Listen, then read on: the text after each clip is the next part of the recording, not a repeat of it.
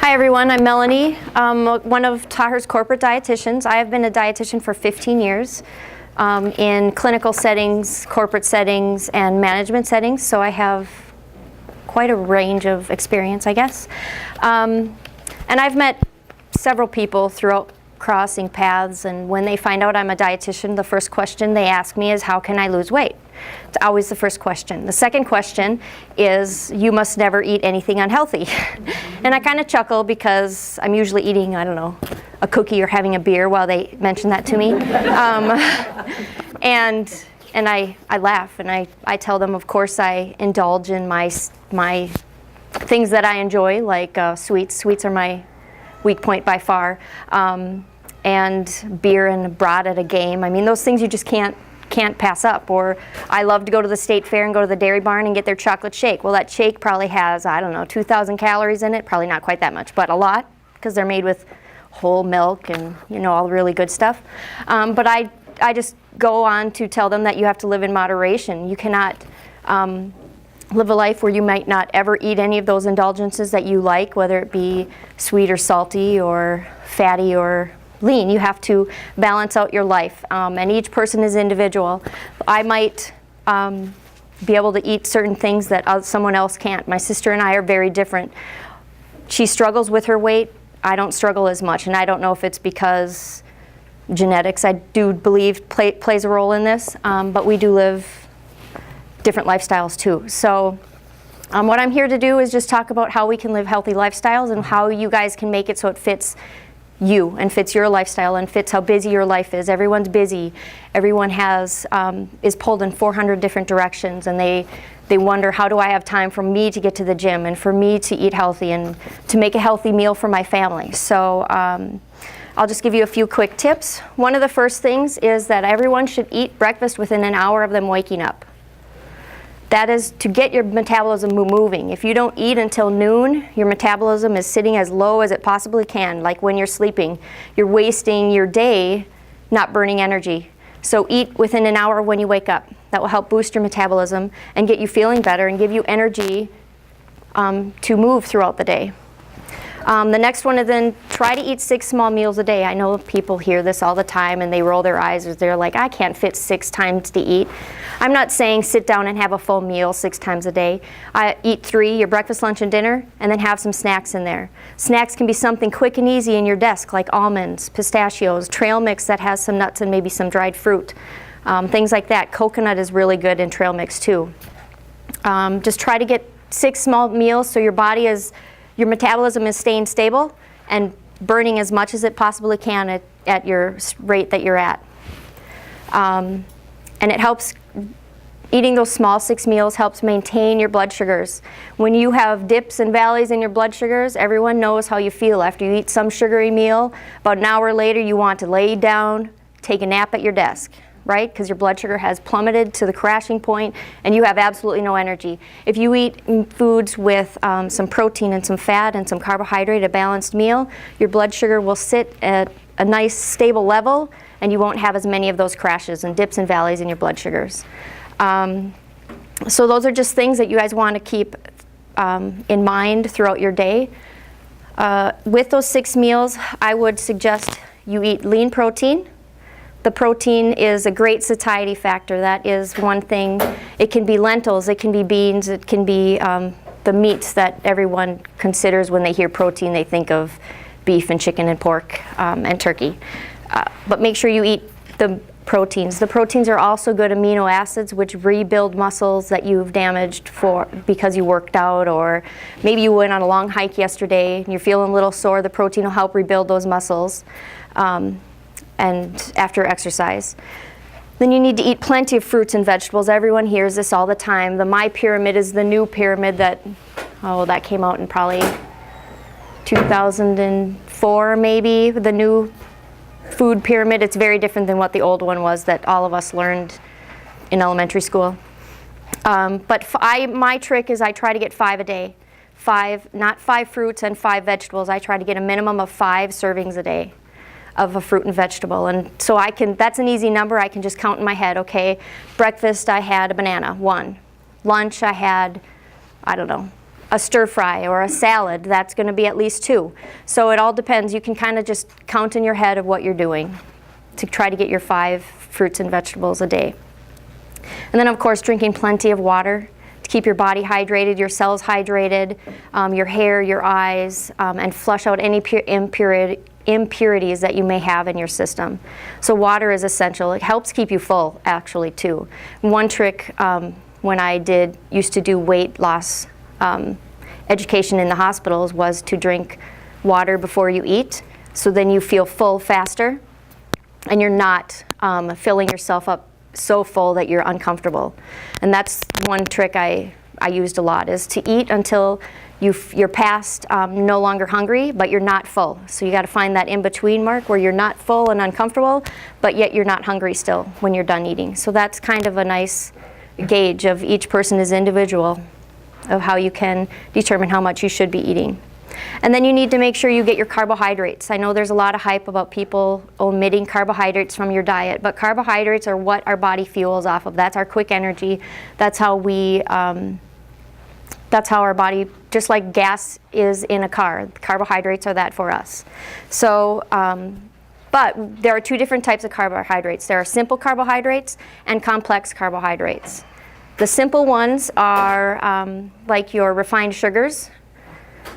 They would be candy, soda, honey is actually a simple carbohydrate, corn syrup, alcohol, things like that. So those spike your blood sugar very rapidly, and then you crash very rapidly after you're done, after it's been consumed. So those we want to try to eliminate, or reduce I should say. You probably aren't going to eliminate them from your diet, but you want to reduce the amount that you do eat. And then your complex carbohydrates are the important ones. Those would be your fruits and your veggies, your whole wheat pastas, your whole wheat, whole grain breads, things like that. Your brown rices. So when you go to Chipotle and you get your burrito is going to be a simple carbohydrate, but if you put brown rice in it, then you got a complex in there, okay? I usually do the bowl because I think in my head, I do not need that many carbohydrates in one big burrito. They're so good. And occasionally I treat myself, but I usually do a bowl because I get the rice, I get everything that's yummy inside my burrito in a bowl. So that's just one option, is I think everyone needs to think about what they're doing today. Are you going to a ball game tonight where you're going to eat probably differently than you normally do? Maybe balance it out through the day, so eat something lighter and lower sodium and lower calories throughout the day, so you can balance out that day of what you're eating and you have a nice balanced day. You're still not omitting eating those fun things that you get to do, but you're balancing it out. Another of our complex carbohydrates would be lentils, brown rices like I had said, and then quinoa like Eric is going to make for us today. He's making a fabulous salad. Everyone has the recipe and the nutritional information on it.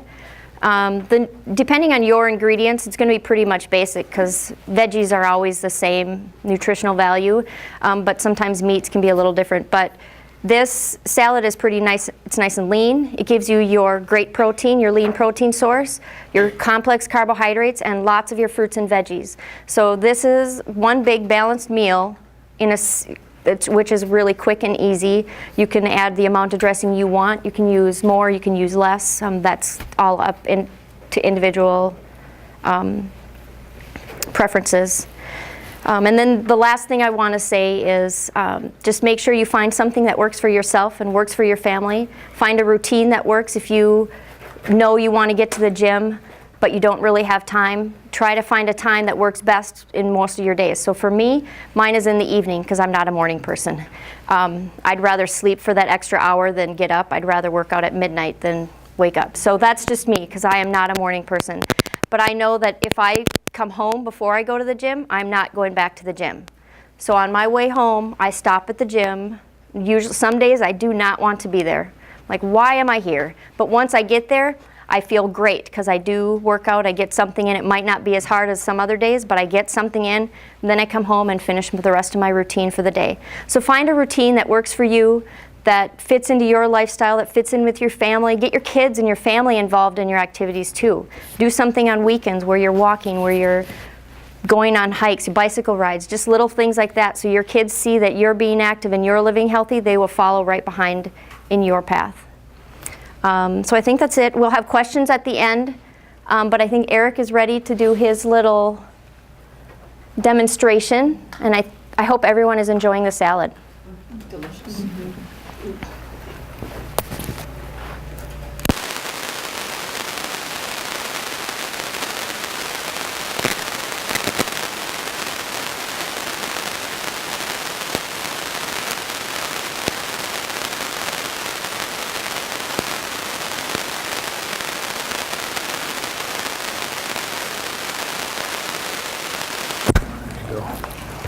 Okay.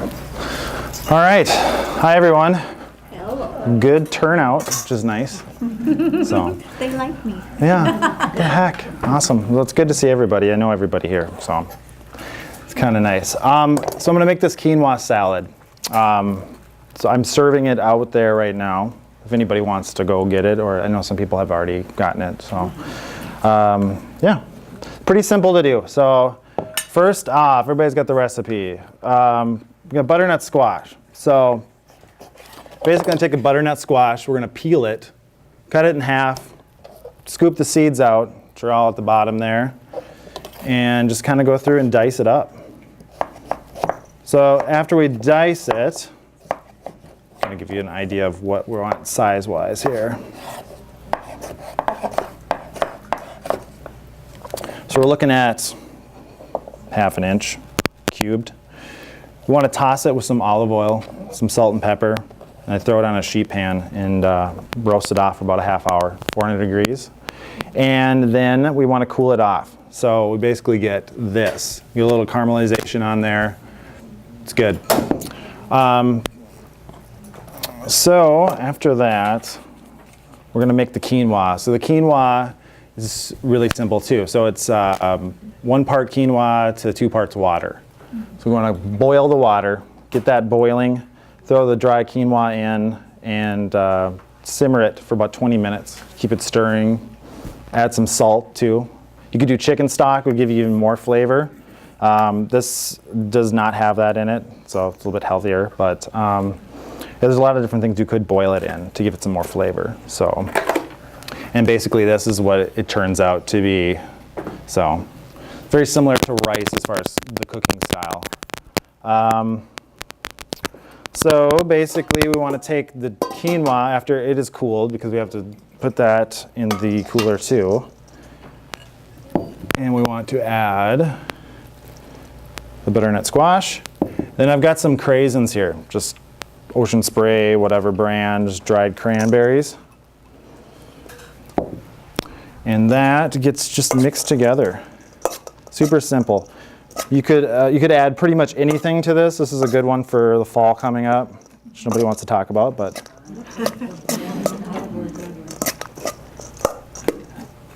So we've got that all mixed up. All right, so then next is the dressing.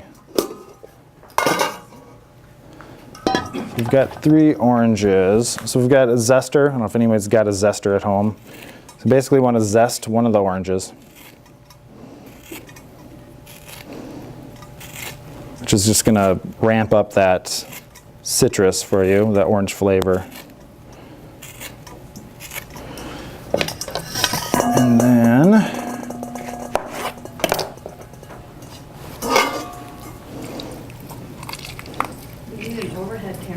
I know, or a mirror or something, sorry.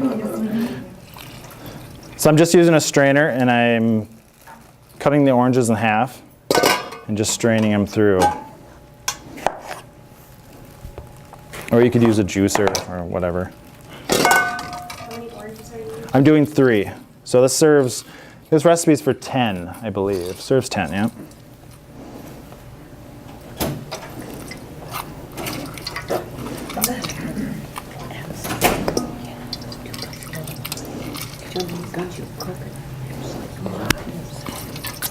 All right.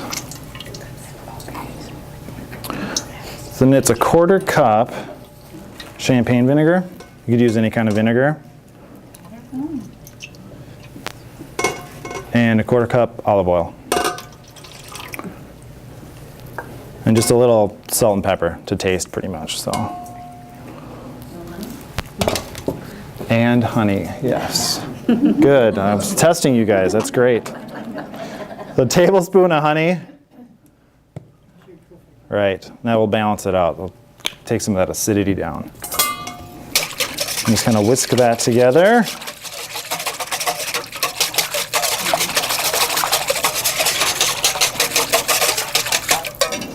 All right. So next we got spring mix.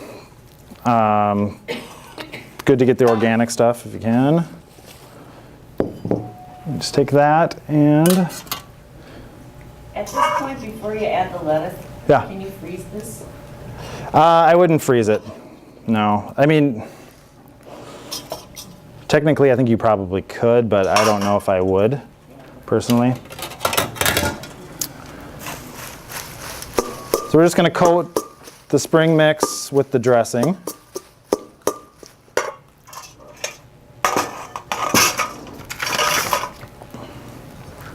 Take a plate.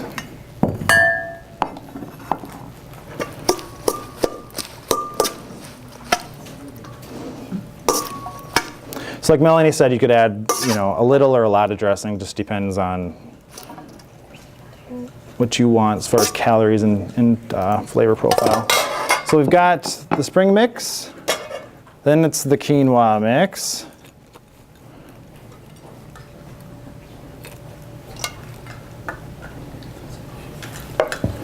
And then chicken breast. So chicken, just salt and pepper, put thyme on there, rosemary, whatever you wanted to put on there, sage. And then roast it off in the oven.